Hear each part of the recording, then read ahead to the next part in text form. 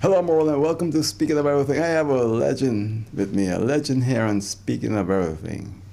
We all know him as the man himself, JACKO. Now, I gotta ask you, I asked you this before. Is it just JACKO or the mighty JACKO? It's actually King JACKO. King JACKO. All right. So you started off as King JACKO from day one? Yes. From the first time, I went into the Calypso field. Before you was a king? Yes, my name was King JACKO. Okay. But your real name is Stephen McCAULEY, right? Yeah, Stevens McCAULEY. All right, good. Only now people getting to know that. They never knew that. Everybody knew me as JACKO. But that McCAULEY sounds like a Hollywood name, man. It's Irish. So you're Irishman? Yeah, kind of. Something's good, man. Yeah. What else to do? Yeah. Enjoying lovely St. Martin. But it's good to have you here. I had Genius here some while back, and I had Yard Fall on the show thanks to you making the connection. He won this year's Calypso crown. Yes. You've won the crowns before. What years you? 1977 and 1978.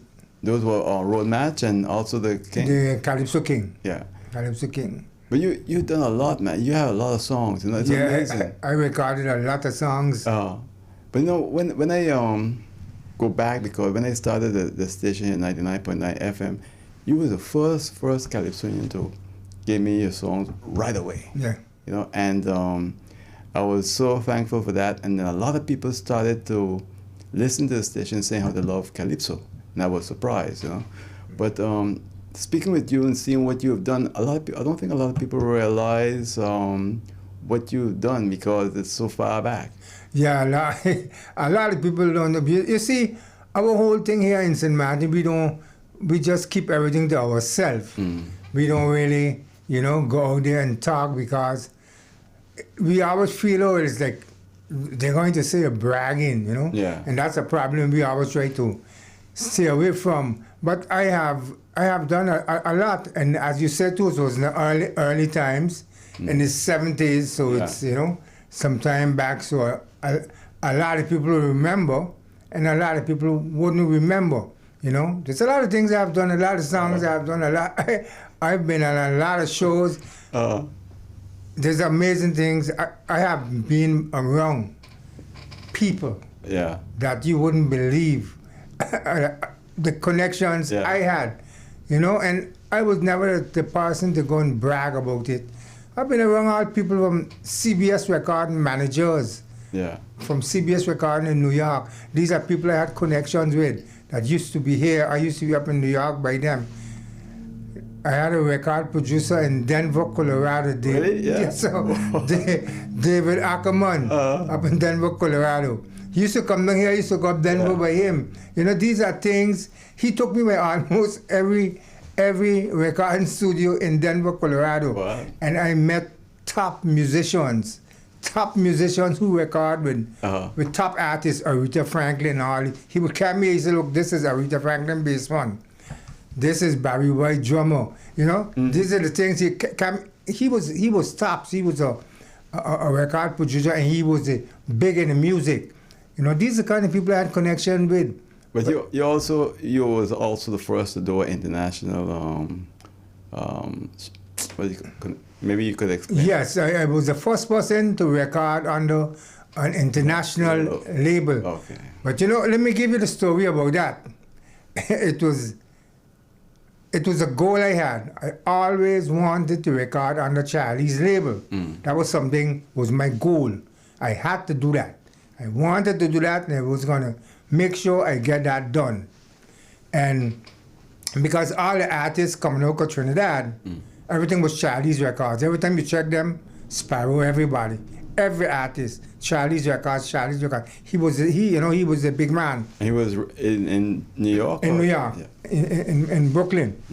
He was a Trinidadian, but lived in New York. Oh, okay. So he used to, all the Calypso used to come up under his label. He used to record everybody. If you wasn't under Charlie, you wasn't really going nowhere.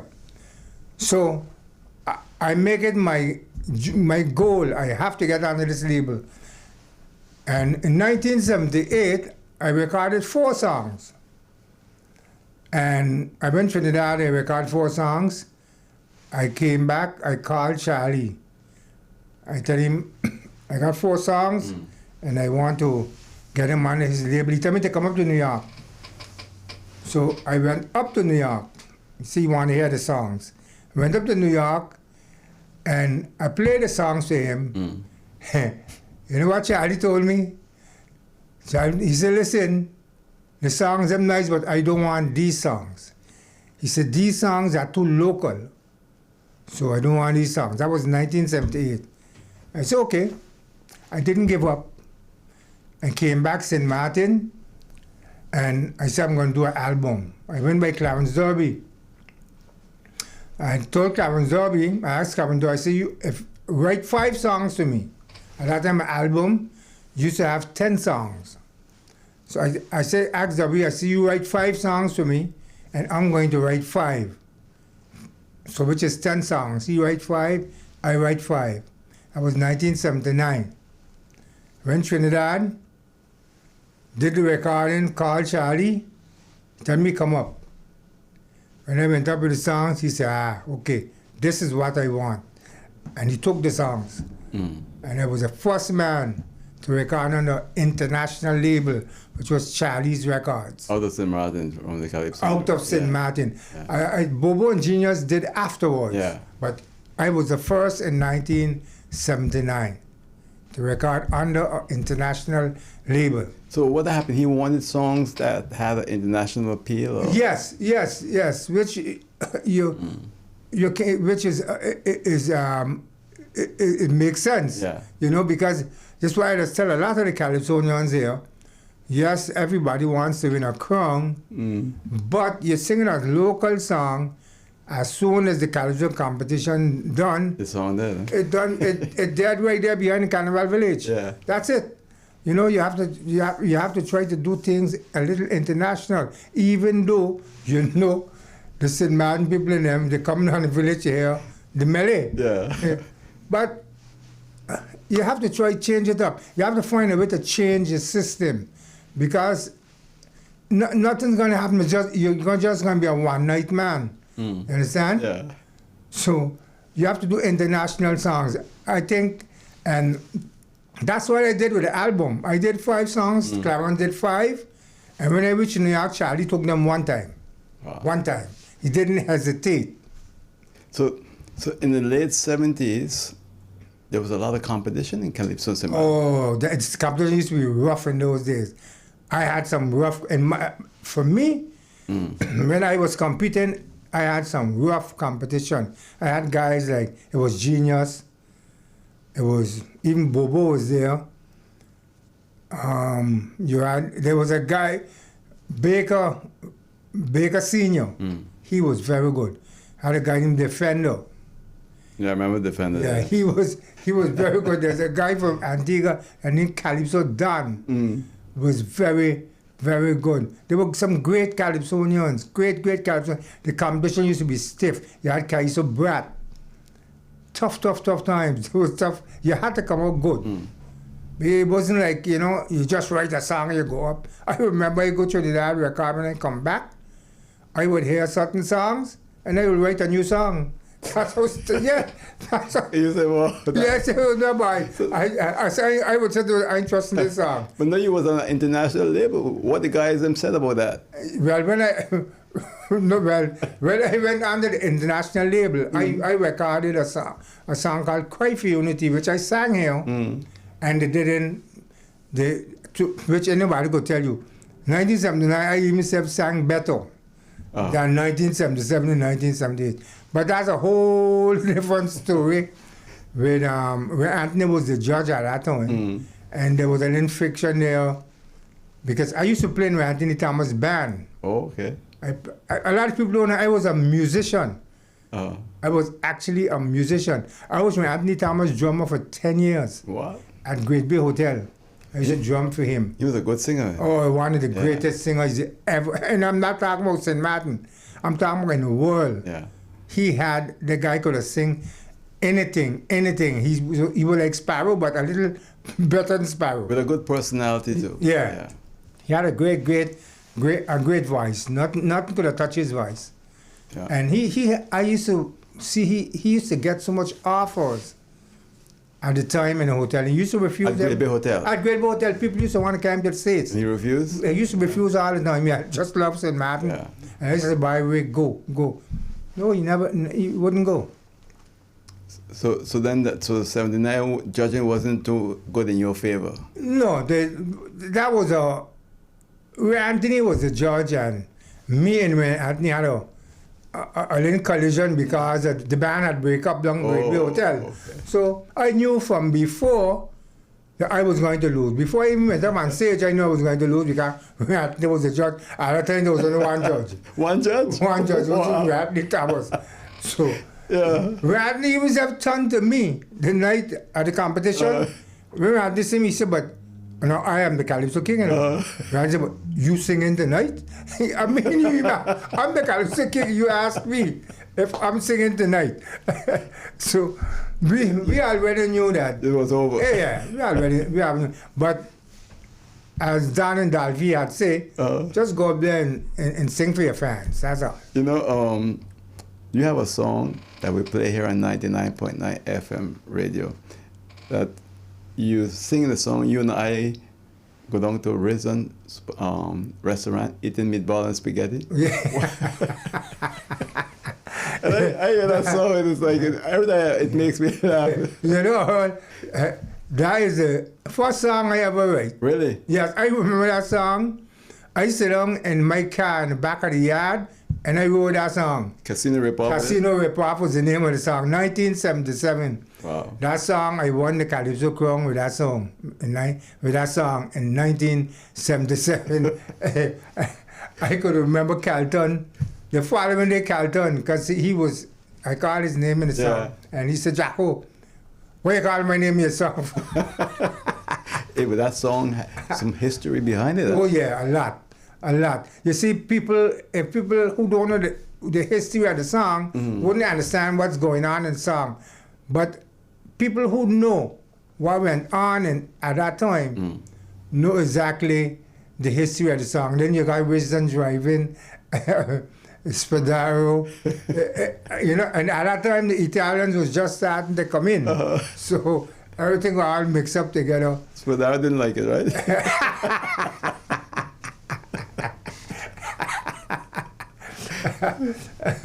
Yeah, so, but it was good because there's a police officer, detective at the time involved too, you know? Yes, Mr. Lamini. Oh, okay. There was two. There was Lamini and another detective had gotten some confusion. Getting confusion because one wanted the case and because they thought it was an easy case to prosecute. And then the other one, he wanted it and the other one wanted, both of them wanted it, but then one get it. Then when nothing happened, when everybody went home, and this other one started telling me, yeah, you see what happened now? Everybody got home. And then you mentioned in the song the guys who got picked up. Yeah. But you see, I could have do that because I could have called the names because these people were friends of my own. Understand? Yeah. So I didn't have no problem with them and they wouldn't have no problem with me. So calling the name wasn't a problem with them. But you know, your song, what you said in that song came true, huh?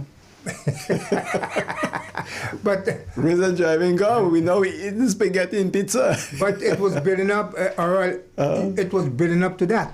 Yeah. That is what it was building up to. So we know we was going there. Yeah. Nobody ain't stop it. Nobody ain't stop it. So we know that was going to happen, and that's what happened. So the judges loved that song when it came out. Yeah. Of course. And it was so timely because it had happened that. Yeah, I went in a landslide. Wow. You know, it's amazing. What's your favorite of all your songs? I mean, that's a little tricky, but you did so many. Right.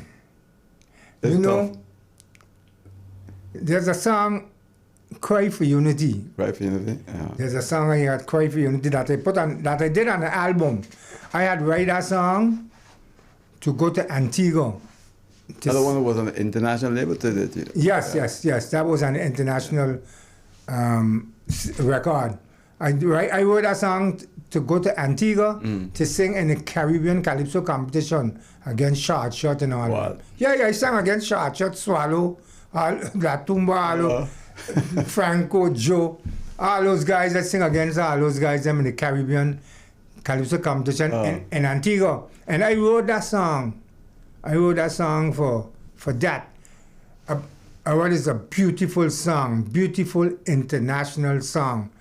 That song is a song will never die. You know, Stunky plays it a lot because he knows the calypso. One of these days you must sit down and listen to it. I'm gonna do that. The name of it is Cry for Unity. It's an international song. It's a beautiful, beautiful song. Beautiful.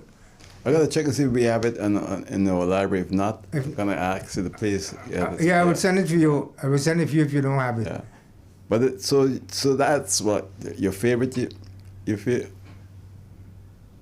because you got Sunset Jam. People love Sunset Jam. But I do other better songs. Not better songs. There was a song, Cockfight. The original Cockfight that I did. That was a mashup song. You probably, maybe the one that I sent you the sing over one. Oh, okay. But the original, when we recorded that song, betting on the cock. Gwendolyn betting on the cock, Alain betting on the cock. Yeah. That was a mashup song. That was one of my favorite songs. I had loved that song. And a lot of local people could connect with that song. Yes. It was a big song. Yeah. It was a big song. Another song that I did enjoy too, that I think that was a good song, is Who Next? Oh yes. Who Next is a song will never die. Yeah. That's a song will never die. You know. People like that one too. Yeah. A lot of people like that song. But Sunshine City Jam, I like it because the rhythm, it gets you in the, you want to dance. Yes. It's a beautiful song, And you know the last song I did here? Yeah, go ahead, speak. The last song I did, which was Votes for Sale. I love that song. That was a good one. I love it. If you check that song, the music, you have to.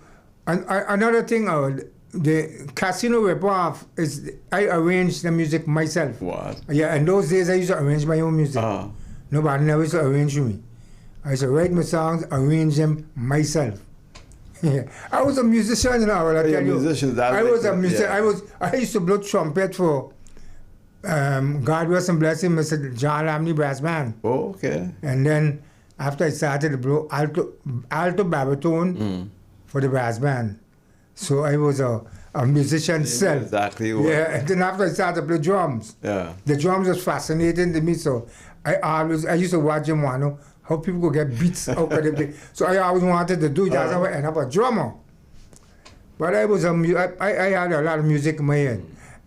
Wow, that's good. Yeah, so I arranged my song. This 1978 when I did the Watty Gate. Yeah.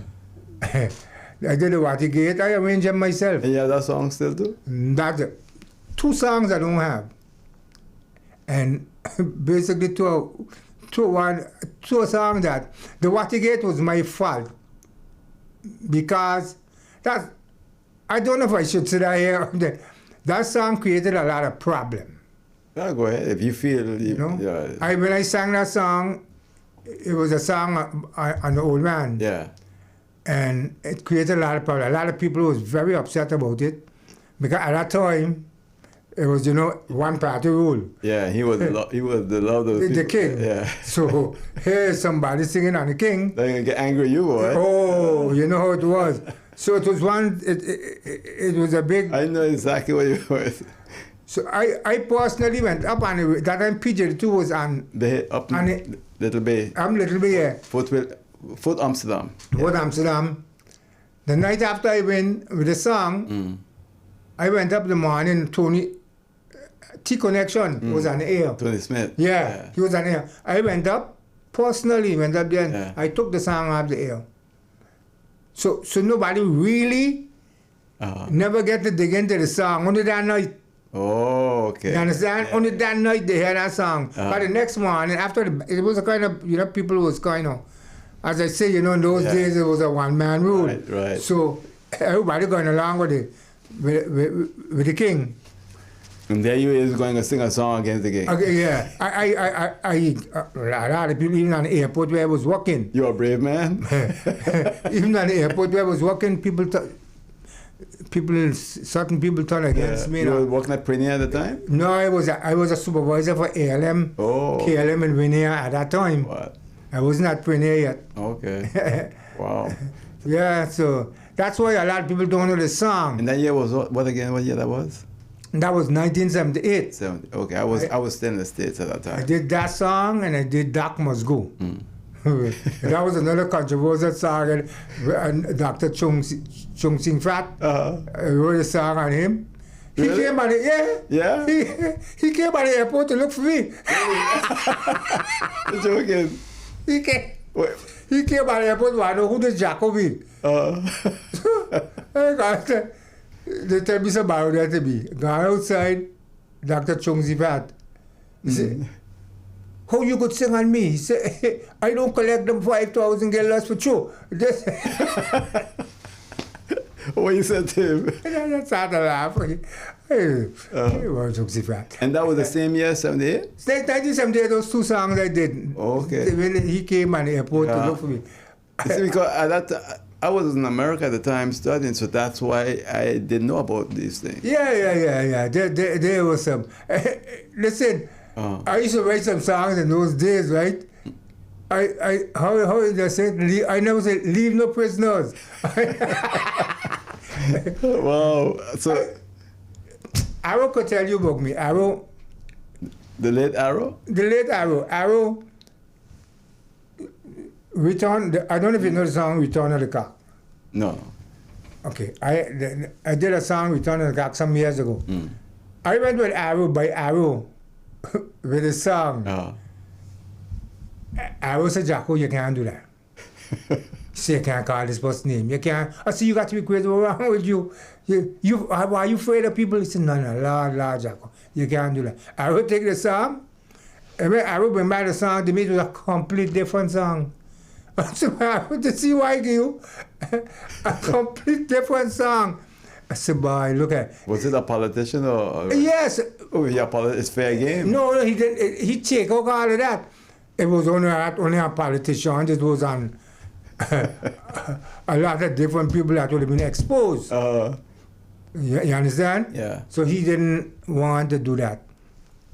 Even the song, Who Next? I had a completely different thing about that. But this Arrow again, you can't do this, you can't do that.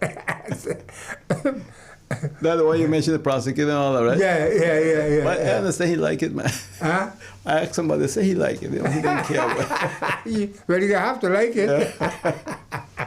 You wasn't telling the lies there. You were telling the truth. No. You were recording. Is it the beauty of Calypso and of Calypsonians like you? You're a history book. You know, it's historical. You can go back, you listen to the songs, and the era from that song tells you a lot about that period. That time, yeah. I always, not only Calypso, or if you really go and check back, anybody who know music will tell you this. The best music came out of the 70s. Yeah. Whether it's soul, reggae, Calypso, the best music came out of the 70s. And if you know music, anybody will tell you that. The best Calypsos came out in the 70s. No, you're right. That's true. The best music. No, it's I think at that time, I think what happened, why the best music came out at that time is because you used to have live people playing. You understand? You never used to have like a machine. To me, a machine kills the music.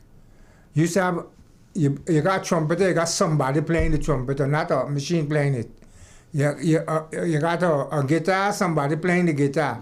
Everybody playing an instrument. No, it's all automated. Everything in one machine. Yeah. And my friend Crazy from Trinidad, my friend, right? We've been friends since in the 70s. What? And up to now we are. When I tell friends, close friends. We're very close. He's good too. He from the recording studio, he just sent me the song first before he go anywhere. That's my close friend. And I just always tell Crazy does have good song, but he with this machine.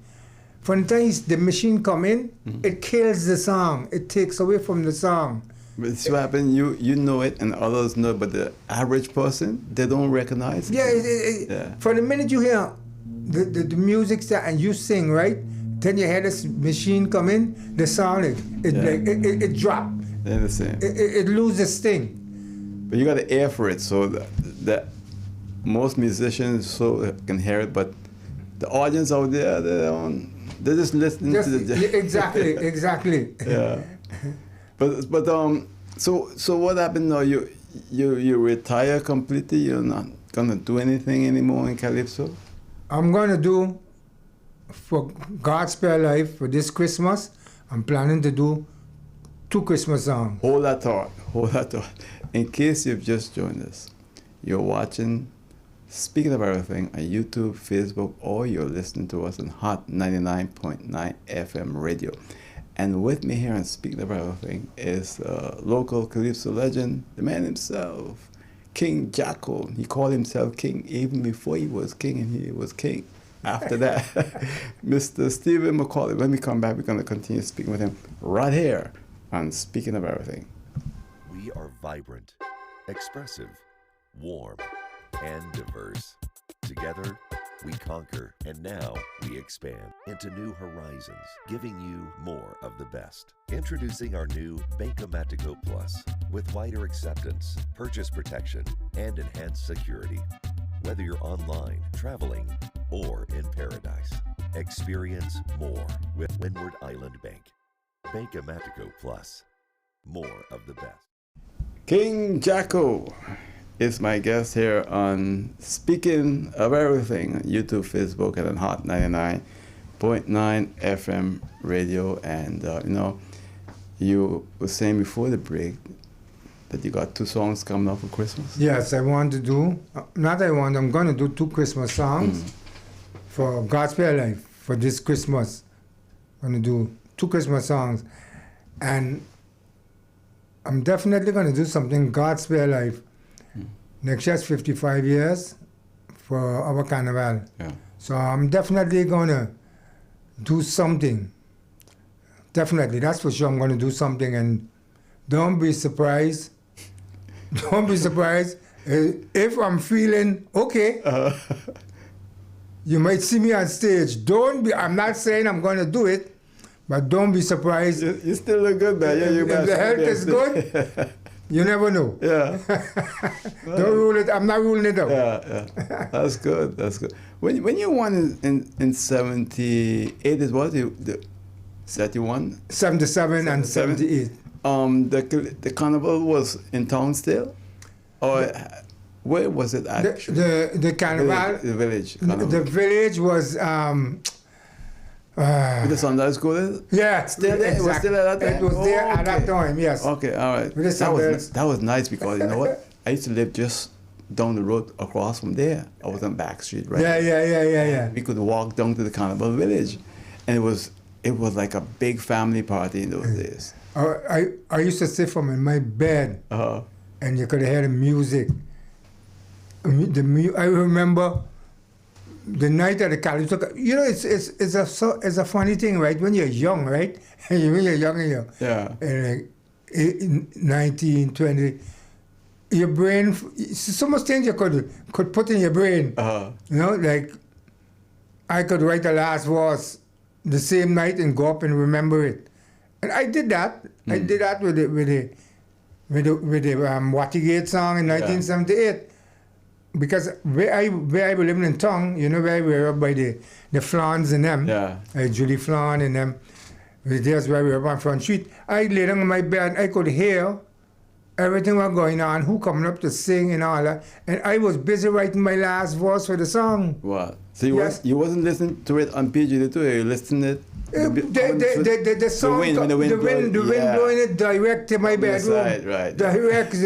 Life was so different in those days. The window open, breeze, and the wind blowing all the music down to your bedroom. It's a beautiful time. And so, I mean, it was so amazing in those days. You know, don't even want to go back on those days because it was beautiful St. Martin. I don't think people realize what it was in the Carnival Village back in the 70s. You know, okay, I remember going to the village and seeing all the different activities because it was close by. Mm-hmm. But people had to come from maybe French Quarter, what have you. Mm-hmm. I don't know if you remember, there was this young lady from French Quarter. She had this little baby in the village every night. Like just a child like was just 5 days, 6 days. I don't know if you remember that. No. And everybody was talking about it because everybody was so connected at the time. Today, no, people don't care. Yeah, people, You know, it's international now. yeah, everybody started to lose touch with everybody. It's a different thing now. But to show how people was, she had to come to the Carnival Village, even though she had a child and she had no one to take care of. She was in the village. Yeah, because everybody knew everybody. Or when I win my crown, right? I at that time used to get cash money. What's his name? God rest and bless him. Justin? Lexi Arnell used to come give me an envelope and a cup and an envelope on stage in your crown. What? And I used to take that money in the village and buy drinks for everybody. Just treat everybody in the village, and that was fun. You know, it was fun. The whole thing about the village, you know, people will say, "Oh, we're in different times." Listen, tradition. You don't take away certain things because it loses its sting. I have a song. That's it. You see the lyrics in it. Lose its sting. Leave me. That's the name of the song. The beauty of the carnival at the time was, you know, like you would see them like a week or so before. You had this ponging, people building the little boots, you know. Yeah. They're passing, they had a ponging up. Oh, carnival, getting ready for Very carnival. fast, you know. In no time. Yeah, and a day or two to finish it. But you know, it was such a beauty to see that. Yeah. And then you're hearing the ponging, everybody nailing up to get the boots ready. Yeah. And then after that, they take them down. You know, it was such a beautiful thing. Now today you got this concrete. Now I'm not criticizing the carnival committee because I don't know what their situation is. I'm not in there to know what their situation is. As people are saying, they choke a lot of the local people to put in big business people. That's what I heard. I don't know. I really don't go to the village much like before no more. I go to the Calypso competition. I don't miss that. But for the other things and so, I really don't. They're not really things that I'd be interested in. Flag Fest and those things. Not interested in those kind of things. But you know something? It changed. And I'll tell you where it changed. With Calypsonians. Calypsonian was the biggest thing. You remember, man, I had Timo here last year. Timo said, "Boy, Oju, when we come by you for interview after the show, outside everybody arguing, people was together, the whole island. It was a whole big event. Today now it's not like that anymore." And when you tell people they don't believe you, by 8 o'clock, the village was ram-packed. Yeah, packed. Ram-packed of people. It was a night nobody want to miss, huh? No, nobody. By 8 o'clock, everybody the village is full. And when you tell people this, they don't understand it, but that's the way it was. Yeah, right. That's the way it was. Today now, I do think this last competition here with the Calypsonian, I think they had a pretty okay crowd. I think the crowd was pretty okay especially for them raising the price on the same night. Oh, yeah, they carried the price same night? Yeah, carried the price the same. I reached there, I had my $10 to go in. They tell me it's $20. Wow. But you know, I'm going to support the boys. Right. I can support the boys. So the $20 don't bother me. I can go for a show. But you usually don't do that with people. You let them know, hey, because everybody noticed the $10. But the night, a lot of people was outside complaining. You couldn't blame them. Because for years, you got the $10. You only advertise, tell people it's $20. And it's hard times, so people... Exactly. You wait till the same night people come there, tell them it's $20. You know? Another thing to you recall better than me, it was like groups against each other. Yeah. Calypso had their own fans, and Calypso fans want to kill the other one. Well, when you see my group come from Dung Street, listen, move all the way. I'm telling you, when you see my Dung Street group come, just move. The rest is that because Upstreet didn't have no group, they didn't come to Calypso. All the Calypso they came from Dung Street. I tell you, my Dung Street group used to come, and partner, don't even mention nothing about me. But now that you're saying that, Dung Street had you, they had on the Mighty Greg. Stunky was Dung Street or Upstreet? Stunky was, well... He like in between. And that time he was Middletown. But now he moved Dung Street. They drag him Dung Street now. Bobo was Dung Street? Bobo come from Dung Street. Where's we left out? He had from town. There was quite a few of them. Tempo was Dung Street. Tempo was Dung Street. Yeah, it's like everybody came from Dung Street. Yeah. All of my groups. All of my groups, they went in they sing after me. All of my Dung Street groups. Wow. When you see, I tell you, when my group come, I tell you, they fall up the village. Yeah. And let me tell you something. After the Calypso competition the next day, and maybe for the next week or two, there's a lot of discussion, arguments over who should have won, who didn't win. Yes. So, that gone, no, that finished. Yeah. Calypsonians them in those days, boy. But you know, the guys then used to make good calypsos. Yeah. I could remember Baker Senior. This guy, he was like a nemesis. Man, he was like right up under your back. Yeah. You couldn't breathe. Fish Fella was a good calypso here too. No, the senior talking about. No, but Fish Fella was also very good. Yeah. Very, very good. He's the one. He the one beat me in 1978. Yeah. 1979. Yeah. He. What his name was? What his calypso name was again? He was what his name again? I can't remember. God. That's so long. How can I forget his name? It was Fernando something? King Fernando. Okay. King Fernando. Yeah, but he, you know, you ever listen to King Fernando? I gotta ask his son for his some of his songs. I got songs from him. I'm gonna send them to you. I appreciate that.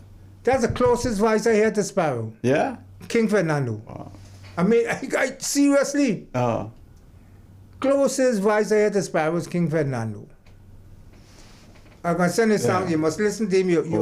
You're gonna hear exactly what. And if I tell you that I know calypso. Yeah. I mean, you're one of the greats. Wow. Yeah, he was very good. He did some nice songs, and he was a nice guy too. Very nice person. Yeah. So his son went on to become Calypso King a few times too. I think 3 or 4 times. No, more than that. 4. Yeah, he won more than that. I think. I think about 5 or 6 times. Yeah. Yeah. And then almost won this year too. Yeah. He won last year. Yeah. And there was a whole dispute about this year, you know. So, but you remember him yard for? Well, from what you see, these guys have their fans, right? And I had the Yardfall, and I had the Yardfall song here too, and I have Fish song here too. And people meet me and say, yeah, but I prefer that one, the other person, I prefer that one. I try to stay out of that. You know, I try to be neutral, you know? You see, the problem with people, that's why I go to the Calypso competition myself. Exactly. I don't want nobody to tell me. You understand? I go and I hear for myself. That's why I always there. They don't care. The problem, people have to understand, a Calypso competition in St. Martin up to today, it have 2 songs, not 1. You have to sing 2 good songs. Right. So there is where a big difference is. You understand? Yeah. You can't have one song and a half. You gotta have 2 songs. Fish is Fish is very good, and I find Fish improve a whole lot. He's very, very, very good. And his songs were good. But Yard Fowl songs were good too. And Yard Fowl had 2 good songs. And I'll tell you something. You know what? I give Yard Fowl the extra point on Fish. That second song. That second song, Old Time Calypso. Yeah. Unbelievable. When I listen. It's like touch a nerve with people too, huh? When I hear that song, I remember really who this guy is. This guy went up and said to that song like he was there with me in 1977. like he was in Calypso competition since 1977. Yeah. I said, well, who this guy is? I know who he is now. His father's Henry Eusebius, who was the lead singer for our band in the Santana Brothers in the years gone by. And his father used to sing lead for our band. But his second song is just a bobo. I remember 2 years ago, Bobo had that song with Sid Martin. He had sung a song, a second song he had sung about Sid Martin. That song alone captured the crown. That song could have beat anything. One song, because it was so powerful. You understand? So this boy had 2 good songs, plus his second song was exceptional. It's unbelievable. But I'm gonna tell you about the Calypso competition. This is the first time in a long time that I could tell you St. Martin had a good Calypso competition this year with all of the singers. The girls were good and the men were good. It was very, very, very good. Because normally you got 8, 10 Calypsonians, maybe 2 of them good, the rest not good. They all were good this year. Yeah. Very, very good. And they perform, you could see them like making a change because for years, over 30 years, I've been telling them, they got to stop this chingling thing. You got to sing the song, sing at a faster pace, the Calypso, because that will make the Calypso sell. When you're just chingling, the Calypso going to die right there in the back of the village. She ain't going nowhere. Dead on arrival. Of course, But they feel, I maybe was criticizing them. I wasn't criticizing them. I telling you, I travel abroad and I know I was Trinidad all over the place. So I see a lot of things. Yeah. And this year I saw them do that. What's constructive criticism? Yes, but if they feel I just want it, But this year the singing and this up-tempo thing, and it was so beautiful to see it. I was shocked to see all them, every one of them. Yeah. They ain't sing no chingling, they sing in a nice tempo, up-tempo. And that's the way you're supposed to sing. And another thing, I'm going to say publicly here on the air, right? Yeah. I hear a lot of people in the village saying, oh, you can't sing a road march. Because Baker sang a fast song. Right. Which wasn't a road march. Right. It was a constructive song. Just had a road march beat, but he had, lyrically, it was constructive. Oh, you can't sing a road march for the Calypso competition. Listen, anybody with that thinking out there, you're crazy. If you got a road march and it's a top song, of course you're going to sing any road march just like that. If you got a road march and it's hitting, if it's a top song that the people like, you can sing it in the Calypso competition. Once it's a top song, not just any road match. Right. Understand? I see Short Shot Swallow them do that every year, but their road matches that is top songs. They're not just any road match. The song that end up winning the road match, or something like that. You can sing a road match. Once the road match is popular. If you got popular road match, how you mean you gonna sing it? Of course you're gonna sing it. So what I tell Short Shot, don't sing Tourist Lego, That's Come nice. on. I like that one, yeah. You know, you can tell me, oh, it's a road match, you can't sing to us Lego. He best song ever, and not only he, the best song ever in the world. You gonna tell him he can't sing that? Come on. So this road match thing where you can't sing a road match, anybody you hear telling you that, they're chatting pure stupidness. You know, I listen to you and I say, you know, King Bobo, it's the only one that I contacted that haven't given me his songs. It's amazing. Eh? My good friend King Bobo, we went to school together. You don't got Bobo songs? I got one or two from somebody, but not from him. Over 2 years now. Oh yeah, I'm gonna send, never send. And then it comes back now to radio. Because right now in St. Martin, on the Dutch side, there's what, 14 radio stations or something like that? Yeah. Yeah, that's a lot on a 16 square mile island. And when we started playing Calypso music here, and I gotta thank you again because you were the first Calypso right away. I'm saying right away. I contacted you within an hour or two. You had sent me like 15, 20 songs, right? And the others came afterwards, Genius and Fish and Baker Jr. and Timo and so forth. But the thing is, and Stonky, I don't want to leave him out, and Tobias helped me send me some songs. The thing is that what I realized, a lot of people feel that radio stations don't play the local Calypso artists on the island. Do you think that is still like that? Yes, I think it's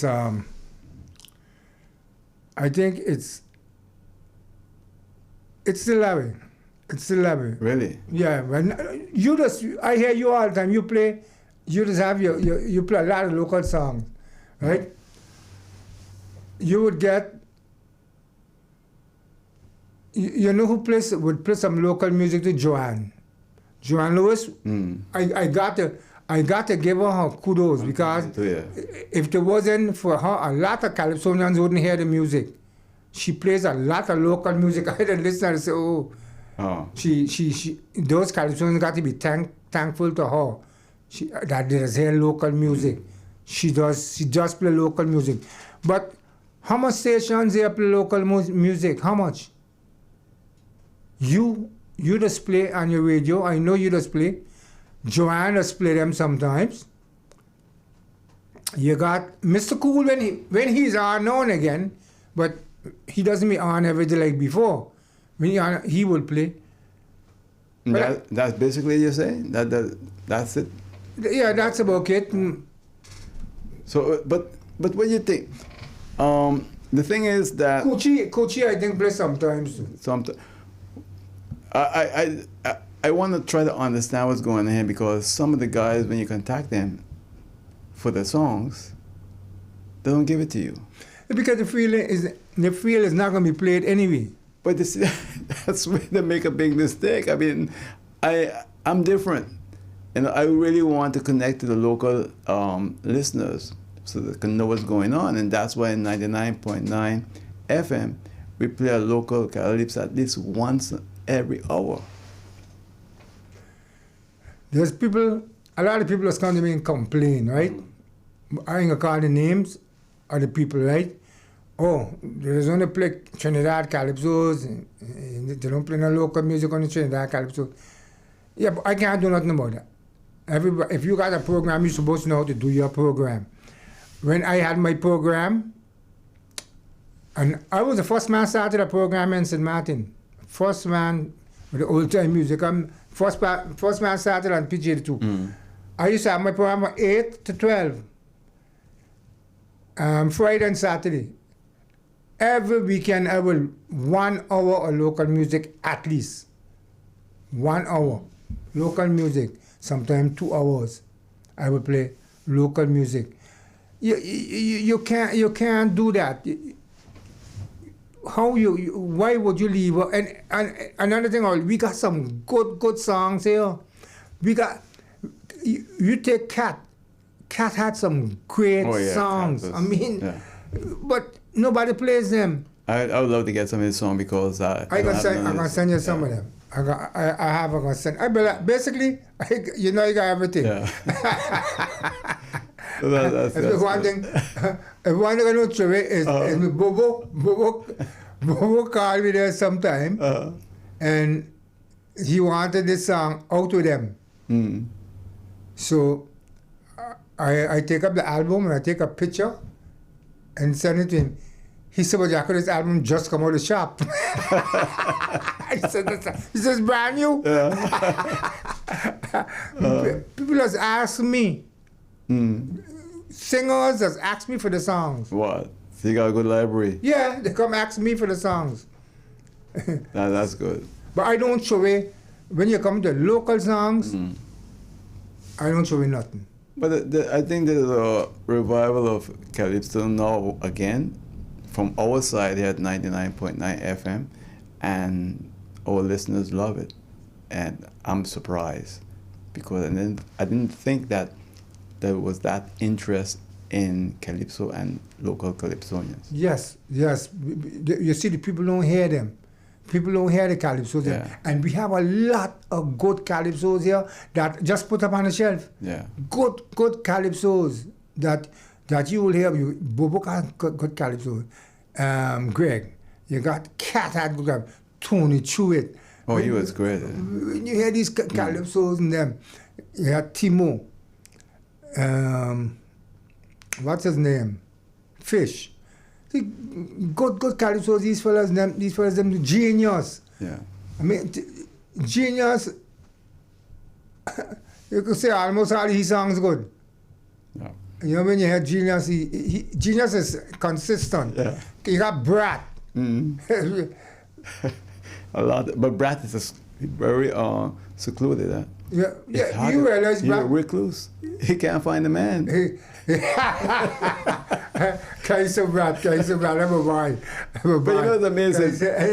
Hold that, because you remember the last time I had him here on this show, the first and last time was 1985 when he came back from Canada with the Rolling Stones. That's a long time ago. Wow. Brad came, he was in this show. He brought the video from the Rolling Stones performing in Canada on television. That was 40 years ago. He's good. He wrote some good songs. You see him lately? Brad? Yeah. I speak to him all the time. The last time I saw him was last year when we were receiving an award from the cultural department. Oh. Yeah, me and Genius we were receiving an award from the cultural department. Oh, okay. And I saw him. What he says to you when he see you? Is he okay with the way things are going in Calypso? What you sense is his position today? Brat is a guy. Brat is still right, huh? He's still right for people. Yeah. He wouldn't tell people wouldn't know that. But I know he writes for people, even people who sing this here. The ghostwriter. Yeah. he writes for them. The reason why he is not singing, I don't know. I think I have a clue, but I can't say, and I can't say here because I'm not sure. It's just my opinion, what I think. You understand? Yeah. Why he's not singing? Because he ain't got nobody. He ain't got much people who love Calypso more than Brat. Brat love to write, Brat love to sing. And Brat was one of the few Calypsonians here in St. Martin that every year you could get 2 good songs from. Normally, you would hear a Calypsonian, he got 1 good song, when the second song comes in, good. Brat always had 2 good songs. The only thing I always hear people say about Brat is that he's good on his lyrics, but his vocals wasn't that strong. But I can clarify that for you. A lot of people that say that. You hear that over and over. I hear that all the time, that's why, yeah. All the time you hear that. All the time. Right? You hear the same thing about Shark does too. Calypso, you got some people with a great voice. They can't sing a Calypso. Not anybody with a good voice can sing Calypso. Calypso is an art. It's the way you sing a Calypso. You understand? Yeah. Now I say you gotta have a lean voice, but you don't have to have a voice like Bobo. You understand? Because if you need to have a voice like Bobo, you'll never beat Bobo. You understand what I mean? Right, right. It's an art form. It's the way you put over a calypso. Chalk won 11 crowns in Trinidad, which is the hardest thing to do. Sparrow had 10. But okay, he sing longer than Sparrow. Everybody that says Chalk can't sing neither. But I will sit down all day and listen to Chalk because of his calypsos. It's the way he sing calypso. Yeah. The way he write calypso. You understand? Yeah. So Brat in that same bracket. Yes. And people love Brat, but it's just don't seem hear him anymore. Yes, well, you know. Brat walking, you know. Brat is a taxi man now. Brat running his taxi. Yeah.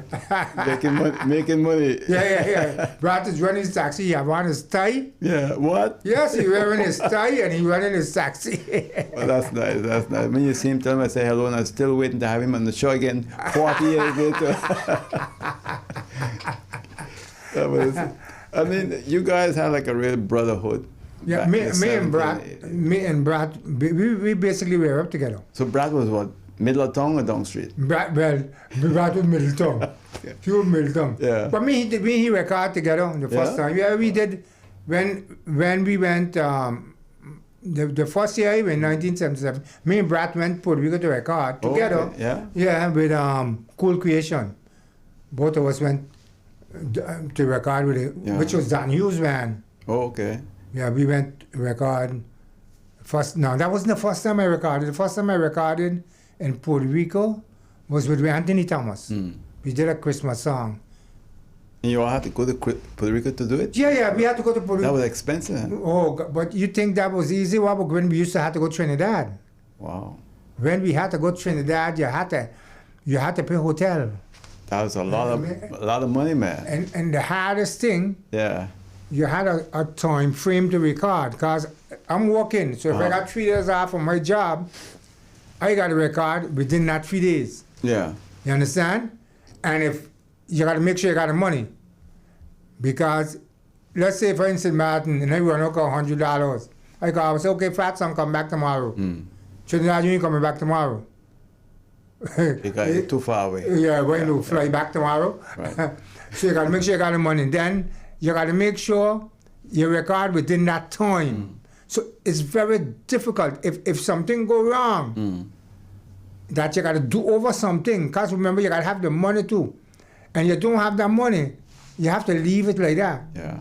So it was difficult. You have to make sure everything on the button. So any of you guys made $1 million out of singing calypso? $1 million? Yeah. I wouldn't be here. No, I never really do it for the money.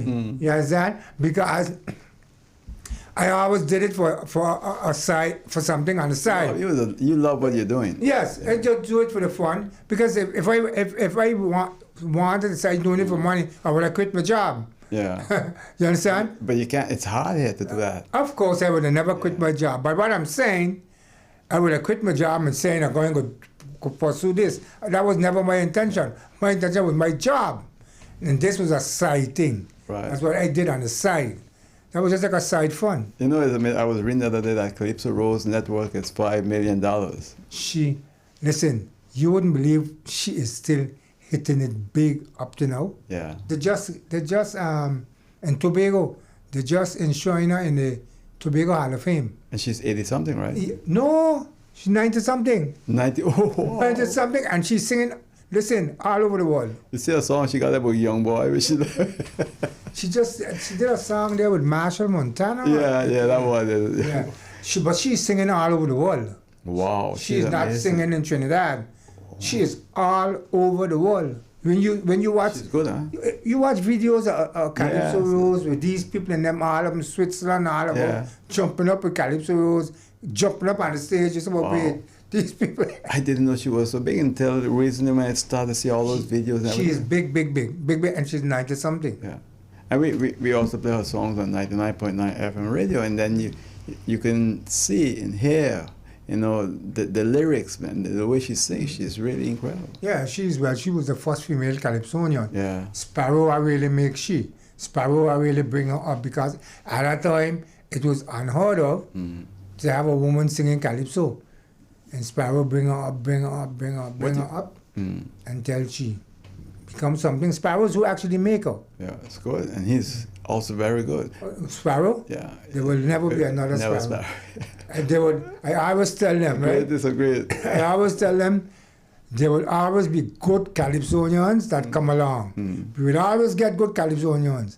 But there will never be none as great as Sparrow again. Never.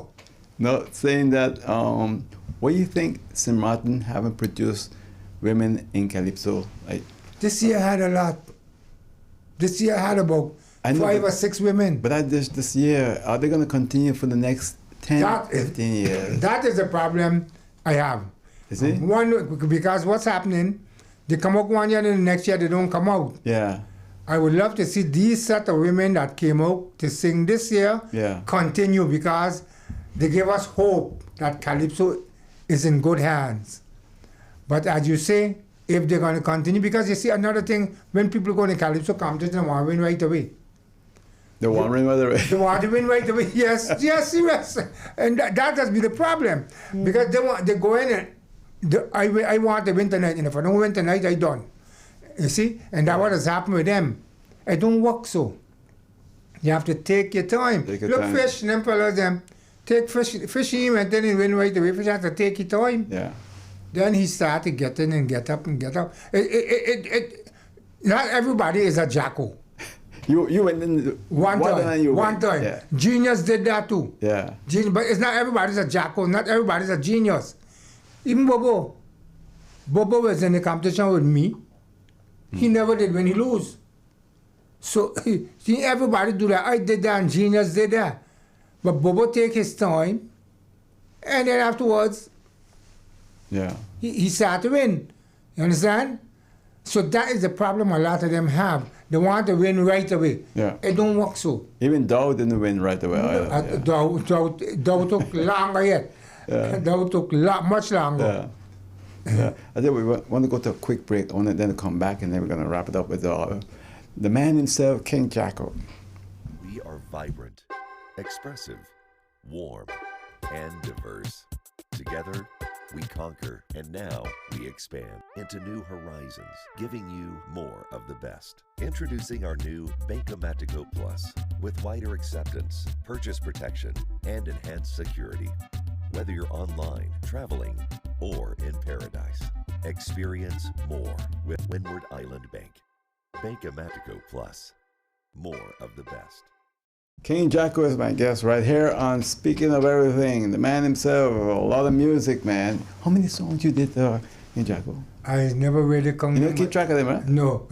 I don't. But I did a lot of songs. Because sometimes I'd be home and say, "Well, wait, look at all of these songs here." Yeah. And I just said to myself, I just pat myself on the back, you know. And I said, "Well, JACKO, you really did some good songs, you know."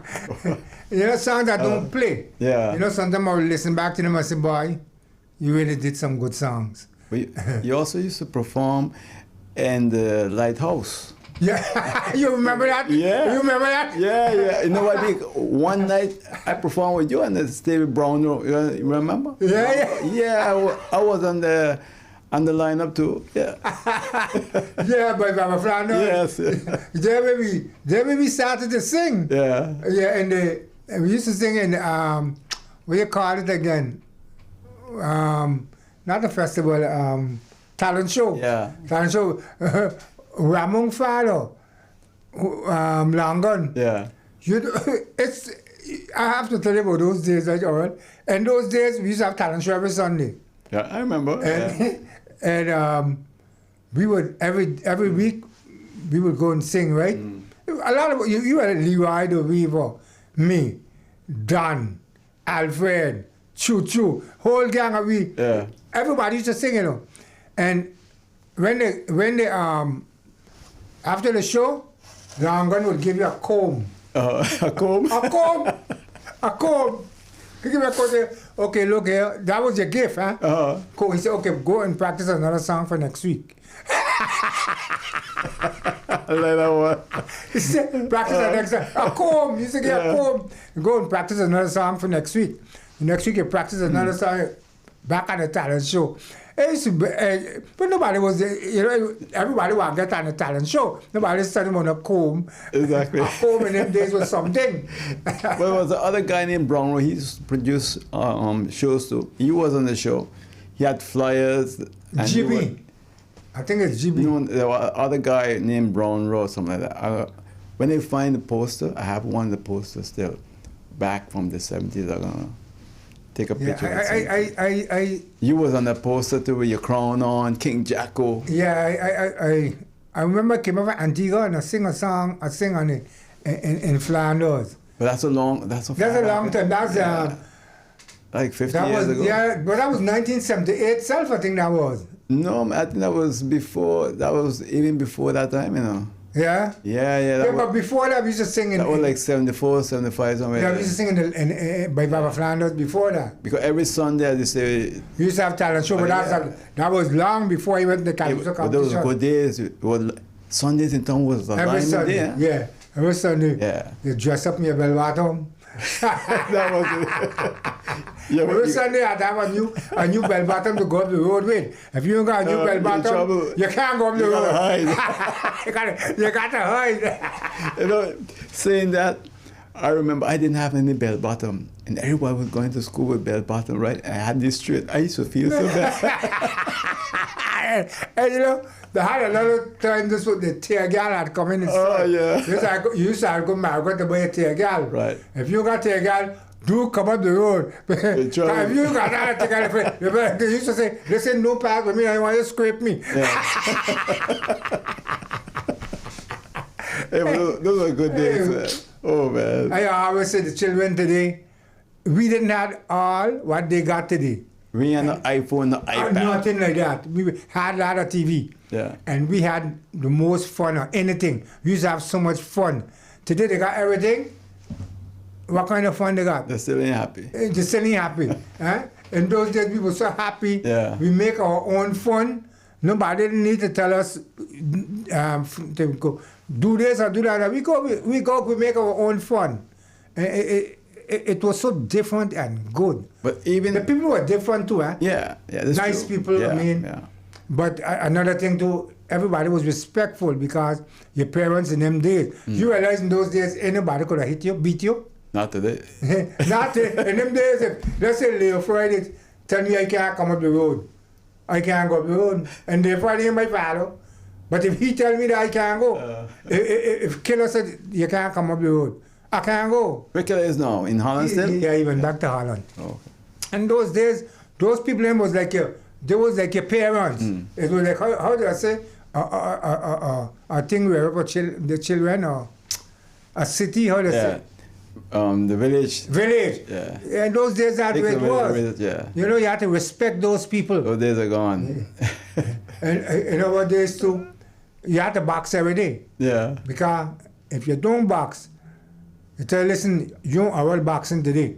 Man, I know you want to box today, but you can't come up the road. Everybody, yeah, it's true. Yeah. So you better go box because you want to go by wisdom. Yeah. So if you don't box, you can't go by wisdom. But you're right. I remember those days because even on the beach, behind the governor mansion, boxing there, and then I had these guys that came from Holland, young guys to live in St. Martin, and we put them to the test, and they couldn't do it. Yeah. You know? It was amazing how you bring back memories of that time. Yes, sir. Yes. Boxing on the beach, everybody. Yes, sir. Everybody. Listen, it didn't matter what color it was. Everybody could have fight and box because. But these fellows, they had just come from Holland, didn't know much about boxing. Yeah, but I talk about our local people, because that's something we do every day. Yeah, right. Every day we box, and then when we're done, we're going to see soak our blows.